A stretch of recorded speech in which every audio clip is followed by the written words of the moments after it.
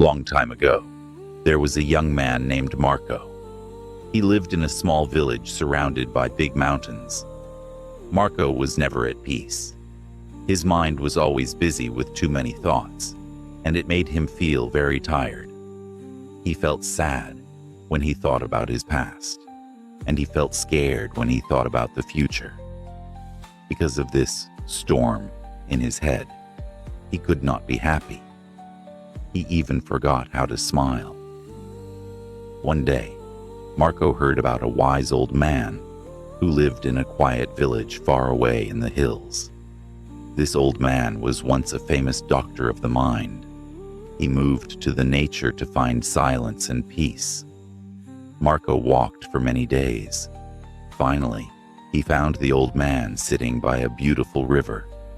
Marco said, "Master, my mind is full of trouble.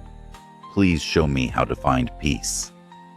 The old man gave Marco a wooden bucket. He told him to walk across the river by stepping on the stones. The master said, "Look only at your feet.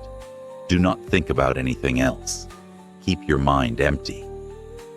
At first, Marco had a hard time. He was still thinking about his old mistakes and his future worries. Because he was thinking too much, he lost his balance and almost fell into the cold water.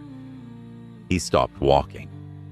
He took a deep breath and let all his thoughts go away. He only thought about the now. Suddenly, the path became easy, and the bucket felt very light.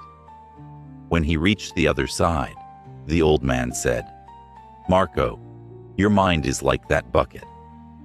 If you fill it with the heavy water of yesterday and tomorrow, you will always feel tired and weak.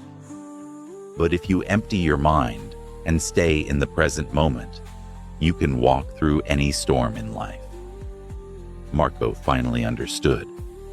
He learned that peace is found when the mind is quiet and free. He let go of his worries, found his inner calm,